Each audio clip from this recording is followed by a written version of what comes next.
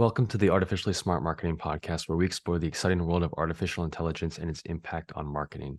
Every week, we feature in depth conversations with industry leaders, technology experts, and marketing professionals. Our guests share their insights and experiences on how AI is transforming marketing and providing businesses with a competitive edge, keeping you up to date on the latest trends and best practices in AI powered marketing. Now, whether you're new to the world of AI or an experienced professional, the Artificially Smart Marketing Podcast is the perfect place to learn about the latest advancements and how they can be applied to your business. Join us each week, and now let's explore the intersection of AI and marketing together. Welcome, everybody, back to another episode of the Artificially Smart Marketing Podcast. My name is Matthew Manyak, your co-host here with Tony Aponte. How's it going, Tony? Good. How we doing today? Everybody doing all right? Doing good, doing good. We're back at it with our usual 7 a.m. recording sessions. So and we have not had coffee, so we are going to do the best we can for you guys. So send your AI powered prayers, and we'll go ahead and dive right in because we got some really exciting stuff today. Even more exciting than our dreary episode last week.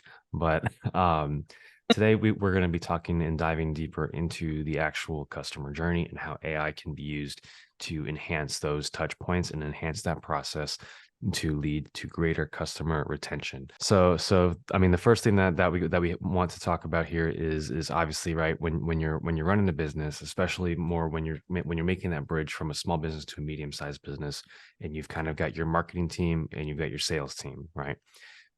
Both of them typically, as you know, a lot of us have probably experienced in the process of being prospected for a product or service, that there's a handoff that takes place between the marketing team and the sales team, and then ultimately the customer service team, right?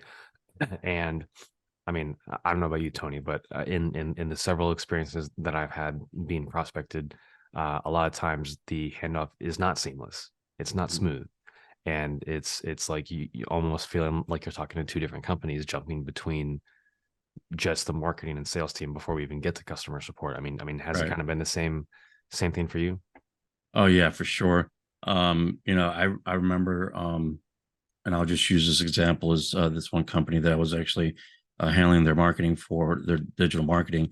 They had two, the marketing department and sales team, and whenever I first got involved with them, it was one of those deals where the sales team was having their own conversation with prospects, and the marketing department was just posting up marketing, creating content that just was not even relative to what the conversations that the sales team was having. And so there was no unison when it came to trying to address the customers or prospects, pain points, that kind of deal. So what that does, it creates a major disconnect between both teams, and then there's no really clear vision as to the goals for each department to reach, right? Because each one has their own set of goals that they're trying to create, but yet they're not.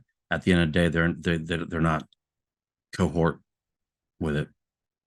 Right. Yeah. And kind of like I said, right, it almost feels like it's two different companies, two different, Right, branches even that you're talking to and that you're engaging with.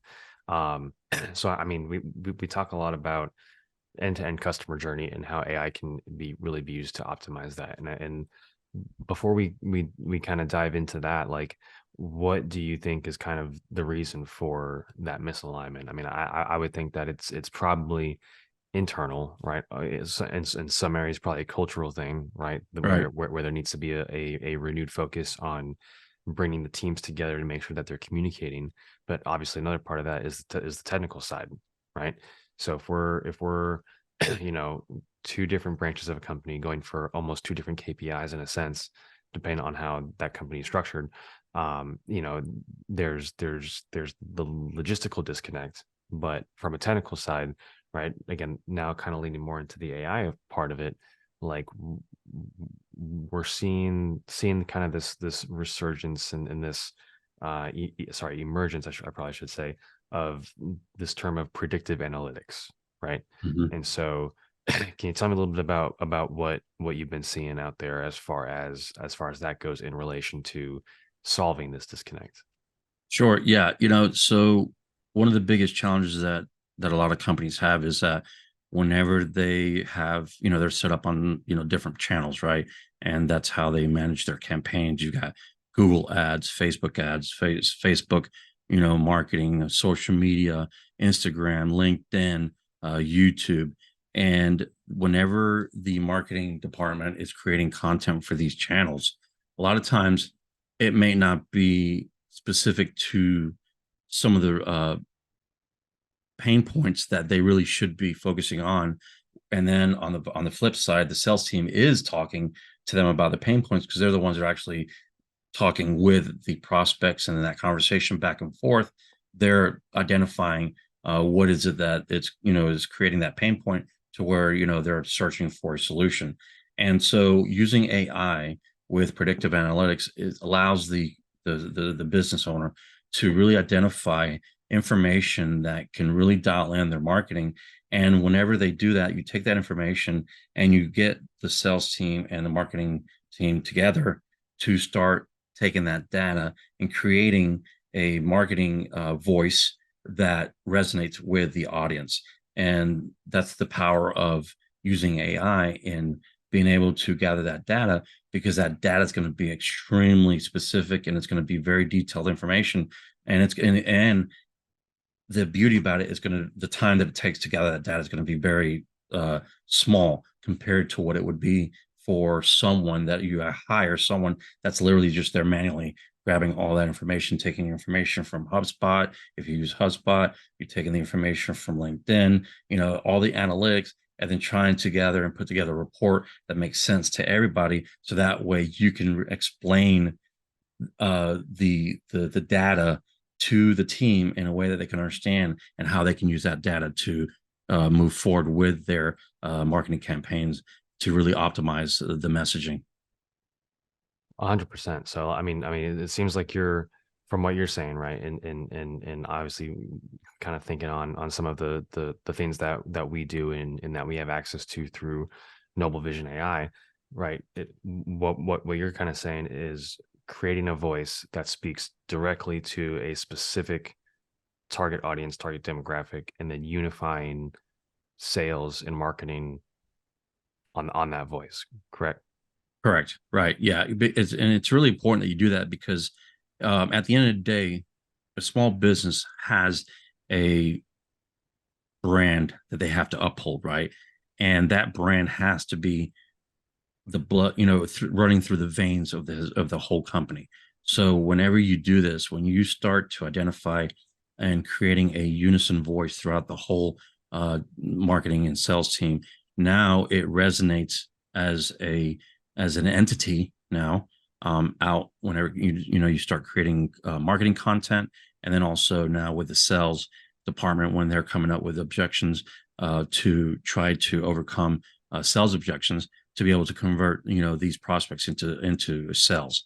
And so when you have that unified voice, it just makes the life a lot easier for everyone involved, from the CEO down to the sales rep, down to the customer that is looking for those solutions, because now they feel like they're like really that the business that they're looking at for whatever solution they're looking for, they literally understand them. And that Right. they, and then what it does, it elevates the experience of having more confidence in the fact that that company is going to be able to deliver for them. Right. And thinking of it too, even from the customer standpoint, it's like, when you have these more extensive teams and you have these more extensive processes, the core customer journey is still the same, right? Right. And so from the customer's perspective, right, it's about them feeling that they're speaking to the same person or the same entity the entire way through, from the Right. time that they first have that first touch point of discovery, through the education and the nurture aspect, to eventually obviously becoming, hopefully, a converted lead, converted sale, and then on to fulfillment and customer support. And Right. so if you've got, again, for our listeners, if you've got three different voices at three different points of the journey, your prospect, your customer, is going to think that they're talking to three different people, three different brands, three different businesses, which is not what we're looking for. We're looking for the customer to be moved through this journey on a magic carpet, right? Of Right. of our messaging.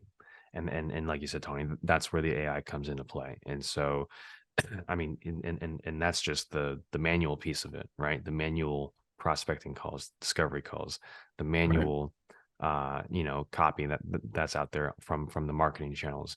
But beyond that, let's take another step deeper into the AI side of it, because from our previous episodes, for our listeners out there, and if you haven't been following us, be sure to go back and check out our episodes on AI powered SMS, because things like that also play into the sense of unifying the messaging. Because when we think about these chatbots that we put on the website, and we think about these SMS chat systems that we build into our marketing platforms, right? The same messaging that we train up our people on, and our sales teams and our prospecting teams on, and that messaging still needs to be the same across all boards, and that includes these AI systems that we're discussing building in. But the good news is is that through prompting, through the frameworks that we use, and even some of our own proprietary frameworks that we have over at Noble Vision AI, we can take just like Tony, what you were saying, that data and those customer avatars, and tie them into a unified messaging system that can then be leveraged across these AI powered chat systems and the chatbots. So Tony, when it comes down to these chat systems that we've spoken about, right?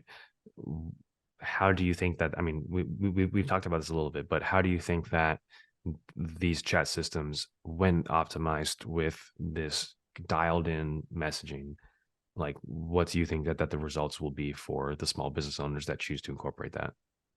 It's what it's going to do is on the front end, it's going to increase conversions, right, from website traffic to lead a lot faster. And then from whenever they convert as a lead, now it's converting them from a lead to a purchasing customer. And it's going to happen a lot faster because as long as, with chatbots, right, it's all about education, right? It's about training it with what it is that the company does. And the way you do that, obviously, is once you figure out, like what we talked about earlier, once you create that unified voice, that unified messaging from the internal teams of marketing and sales, you take all the information and then you optimize your website information, right? That website needs to reflect that same voice, the same pain points, the information that your marketing department is talking about on on all the different channels, and then also the whatever the sales team is involved whenever they come to speaking to the customer directly, however they do that, versus phone, chat, whatever. And then that information, the AI can use that information and start creating a personalized conversation with these prospects on the website, because it already has been fed the information that has been created internally.